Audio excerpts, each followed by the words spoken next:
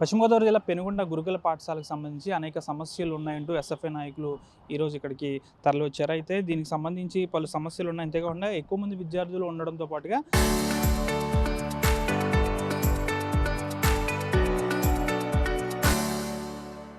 సదుపాయాలు అంటే కనీస సదుపాయాలు తక్కువగా ఉండడం, విద్యార్థులు అవస్థలు పడుతున్నారంటూ ఎస్ఎఫ్ఐ నాయకులు ఆరోపిస్తారు. అంతేకాకుండా ఆ లోపల ఏదైతే ఈ లోపల ఉందో గతంలో 200 మంది విద్యార్థులు ఉండేవారు. ఇప్పుడు దాదాపు అది డబుల్ అయ్యి దాదాపు 400కు పైగా విద్యార్థులు పెరిగినప్పటికీ కూడా కనీస సౌకర్యాలు లేవంటూ కూడా ఎస్ఎఫ్ఐ నాయకులు మండిపడుతున్నారు. ఇటీవలే ఇదే పాఠశాలలో గ్యాస్ ప్రమాదం కూడా జరిగితే ఒక విద్యార్థిని కూడా తీవ్రంగా గాయపడింది. అయితే ఇరుకు గదుల్లో విద్యార్థులు మగ్గిపోతున్నారంటూ ఎస్ఎఫ్ఐ నాయకులు ఆరోపిస్తున్నారు. అయితే వారి ఆరోపణలో వాస్తవం ఎంత అనేది వారిని అడిగి తెలుసుకుందాం.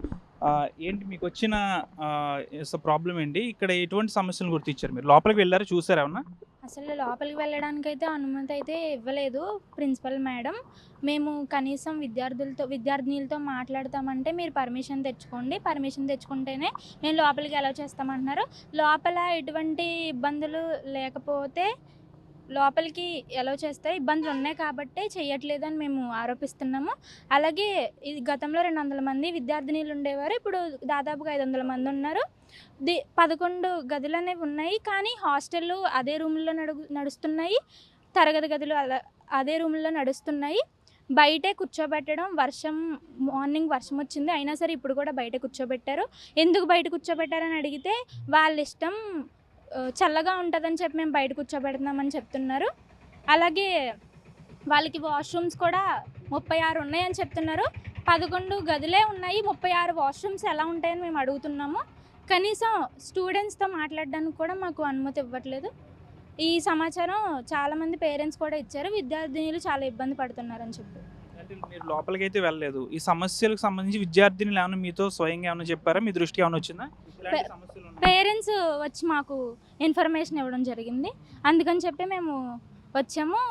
రీసెంట్గానే 5 రోజుల క్రితం గ్యాస్ సిలిండర్ అనేది పేలడం జరిగింది. దానివల్ల వంట ఆవిడ మొహం మీద కాలడం, అలాగే ఒక అమ్మాయికి ఇరుకు స్థలం ఉంది కాబట్టి పిల్లలందరూ భయపడిపోయి తోసుకోవడం వల్ల విద్యార్థినికి చెయ్యి విరగడం జరిగింది. ఇప్పటికీ హాస్పిటల్లో చికిత్స పొందుతుంది. అంటే ప్రధానంగా కూటమి ప్రభుత్వం విద్యాశాఖకు సంబంధించి ఈ గురుకులకు సంబంధించి అనేక వసతులు కల్పిస్తున్నామని చెప్తుంది. అయితే మీరైతే క్షేత్రస్థాయిలో ఇది అమలు కావట్లేదు అనుకుంటున్నారా? లేదన్న, ఈ స్కూలు ప్రారంభించి 2014లోనే ఇక్కడ ఆచంట్లో బేస్మెంట్తో వేసి వదిలేశారు. దాని అనంతరం ఇక్కడ విద్యార్థినులకి సరిపడా రూములు లేకపోవడంతో 11 క్లాసులు ఉన్నాయి. అప్పట్లో సంఖ్య ఏంటంటే 200 విద్యార్థులు కాబట్టి అప్పుడు ఈ స్కూల్ ఫిట్గా ఉండేది. ఇప్పుడు ప్రస్తుతం దానికి డబుల్ అయ్యి విద్యార్థులందరూ కూడా 500 మంది విద్యార్థుల దాకా ఉన్నారు. దీనివల్ల విద్యార్థులు చాలా ఇబ్బంది పడుతున్నారని మాకు రావడంతో మేము ఇక్కడ రావడం జరిగింది. అదేవిధంగా ఈ స్కూల్లో ప్రిన్సిపల్ గారి మీద కూడా కొన్ని ఆరోపణలు వచ్చినాయి. ఏదంటే ఎవరైతే విద్యార్థిని తల్లిదండ్రులు కానీ కుటుంబ సభ్యులు కానీ ఎవరన్నా సరే టైలరింగ్ వర్క్ చేస్తుంటే ఆ పేరెంట్స్కి కొన్ని జతలు యూనిఫామ్ ఇచ్చి వాళ్ళ చేత కుట్టించడం, అలాగే తాపి పని చేసే వాళ్ళు ఉంటే వాళ్ళతో స్కూల్ వర్కింగ్ చేయించడం, ఇలాంటివి చేయించి బిల్లులు అనేవి ఆవిడ పెట్టుకోవడం జరుగుతుంది. దీని మీద వెంటనే స్వయంగా విషయం పేరెంట్స్ చెప్పారు. పేరెంట్సే వచ్చి మాకు చెప్పారు. అలాగే వంట ఆవిడలు ఎంతమంది ఉన్నారని మేము ప్రస్తుతం అడిగాం. మొన్న ఫైర్ యాక్సిడెంట్ అయిన తర్వాత ఒక ఆవిడ హాస్పిటల్లో చికిత్స పొందుతుంది. ఆవిడ ప్లేస్లో ఎవరన్నా పెట్టారని మేము అడుగుతుంటే ఆవిడ ఎటువంటి స్పందన లేకుండా ఎవరైతే ఉన్నారో వాళ్ళతోనే వంట నడిపిస్తున్నాం అని చెప్పారు. 4 వంట ఆవిడలు ఉన్నారని చెప్పారు. వాళ్ళ పేర్లు చెప్పండి అంటే ఇప్పటికీ కూడా వాళ్ళ పేర్లు చెప్పని పరిస్థితి ఈరోజు ఇక్కడ ఉంది. అందుకే మేము డిమాండ్ చేస్తుంది ఏంటంటే వెంటనే ఈ స్కూల్ని ప్రభుత్వ సొంత భవనం నిర్మించి ఎంతమంది అయితే విద్యార్థులు ఉన్నారో దానికి తగ్గట్టుగా క్లాసులు కట్టి నిర్మించి దాంట్లోకి తరలించాలని మేము డిమాండ్ చేస్తూ ఉన్నాం. అదే సందర్భంగా వెంటనే ప్రధాన ఉపాధ్యాయులు గారిని విచారణ చేసి ఆవిడపైన వచ్చినటువంటి ఆరోపణలన్నింటినీ కూడా అధికారులు విచారణ చేసి ఈ విషయాన్ని ఇప్పుడు ఇక్కడ ప్రిన్సిపల్పై వచ్చిన ఆరోపణలు ఇవన్నీ కూడా మీరు కలెక్టర్ దృష్టికి ఏమైనా తీసుకెళ్ళారు, ఉన్నతాధికారుల దృష్టికి తీసుకెళ్లారా?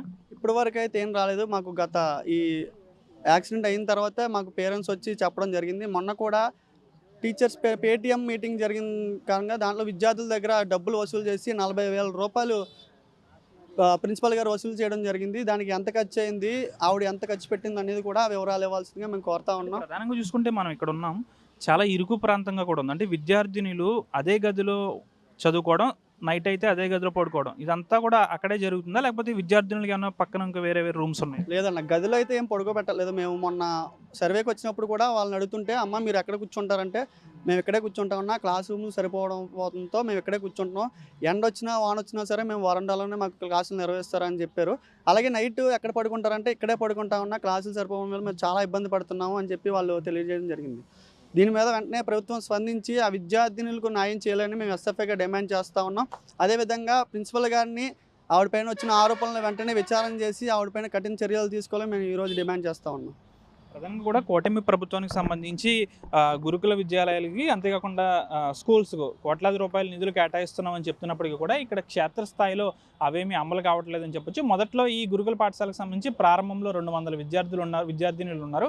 ఇప్పుడు ఆ సంఖ్య కాస్త డబుల్ అయింది. ఇప్పుడు దాదాపు 500 మందికి దగ్గరగా అయితే విద్యార్థులు ఉన్నారు. దీనికి సరైన సదుపాయాలు లేవంటూ కూడా ఇక్కడ విద్యార్థి సంఘ నాయకులు ఆరోపిస్తున్నారు. సరైన వంట మనుషులతో పాటు ఇతరత్ర సదుపాయాలు ఏమీ లేవంటున్నారు. అంతేకాకుండా విద్యార్థుల్ని ఎవరైతే ఉన్నారో ఇరుకు గదుల్లో మగ్గిపోతున్నారంటూ ఆందోళన వ్యక్తం చేస్తున్నారు. దీనికి సంబంధించి ప్రిన్సిపల్ ఎవరైతే ఉన్నారో ఈ గురుకుల పాఠశాల పెనుగొండకు సంబంధించి ప్రిన్సిపల్ పై కూడా పలు ప్రశ్నలు అయితే గురిపించారు. దీనిపై ఆవిడపై విచారణ చేయాల్సిన అవసరం ఎంతైనా ఉందంటున్నారు. ఈ స్కూల్కి సంబంధించి ఇరుకు గదులు విద్యార్థినులు సమస్యల వలన మగ్గిపోతున్నారు, ఇరుకు గదుల్లో మగ్గిపోతున్నారంటూ స్టూడెంట్ ఆర్గనైజేషన్ అయితే చెప్తున్న పరిస్థితి. అయితే ప్రభుత్వం స్పందించి ఈ స్కూల్పై ఇక్కడి నుంచి ఇతర ప్రాంతాలకు తరలిస్తుందా లేదా ఇక్కడే ఈ విద్యార్థులను ఈ విధంగానే ఇరుకు గదుల్లో మగ్గిపోవాలంటూ చెప్తుందనేది మాత్రం వేచి చూడాలి. ప్రస్తుతం అయితే విద్యార్థి సంఘం నాయకులు మాత్రం ఈ విషయాన్ని ఇక్కడ జరిగే విషయాన్ని ప్రతి విషయాన్ని కూడా ఇక్కడ జరిగే అవకతవకలు ప్రతిదీ కూడా ఉన్నతాధికారుల దృష్టికి తీసుకెళ్తామంటూ విద్యార్థి సంఘం నాయకులు అయితే చెప్తున్నారు. వీడియో జర్నలిస్ట్ వెంకటరమణతో మనోజ్, RTV, పశ్చిమ గోదావరి జిల్లా పెనుగొండ గురుకుల పాఠశాల నుంచి.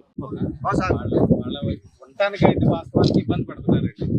అందరూ ఇబ్బంది పడుతున్నారు. చెప్పండి. పేరెంట్స్ గా మా పాప 2 సంవత్సరాలు చదువుతుంది. ఈ సంవత్సరం కాదు జాయిన్ చేసి, లాస్ట్ ఇయర్ నుంచి ఉంది. అయితే కొద్దిగా ఉండే విషయంలో బట్టికి ఆల్మోస్ట్ అందరు పిల్లలు చెప్పింది ఇబ్బంది పడుతున్నారు. మా పాప కూడా చెప్పింది అదే, ఉండటానికి బాత్రూమ్స్, వాష్రూమ్స్ అందరం ఒకేసారి వెళ్ళాలి కాబట్టి ఎర్లీగా లేస్తున్నాము. దానివల్ల ఈ ఎర్లీగా మా పాప పరిస్థితి ఏంటంటే నిద్ర చాలకపోవడం వల్ల మా పాప ఫిట్స్ కింద వచ్చింది. ఇక్కడే ఈ నర్స్ గారు, హౌస్ మేడం గారు చక్కగా హాస్పిటల్కి తీసుకెళ్ళారు, అన్ని చూపెట్టినా ఇక మా పాప అయితే ఈ హాస్టల్లో సెట్ అవ్వదు, ఎందుకంటే నిద్ర చాలదు, ఎక్కువగా 8 గంటలు నిద్రపోయేటట్టు ఉంటే ఉంచండి అన్నట్టుగా చెప్పారు. వెళ్ళాము, ఇక్కడ ఫెసిలిటీస్ కుదరవు. అందుకని మా పాపనైతే జంగారెడ్డి. అంటే వాస్తవంగా దీంట్లో ప్రాబ్లం ఉందంటారు. ప్రాబ్లం అనేది ఇక అది ఉండటానికి వాస్తవానికి అయితే ఇబ్బంది పడుతున్నారండి పిల్లలందరూ. అది మటుకు మా పాప పేరు రేష్మా అండి. Class 7th class. ఒక 2 పాపలు ఇక్కడ. 9th రేష్మా చదువుతుంది, 7th దీవెనపై హెల్త్ బాగా తీసుకెళ్ళిపోతుంది. టీసీ తీసుకుని తీసుకెళ్ళిపోతాక వచ్చారు.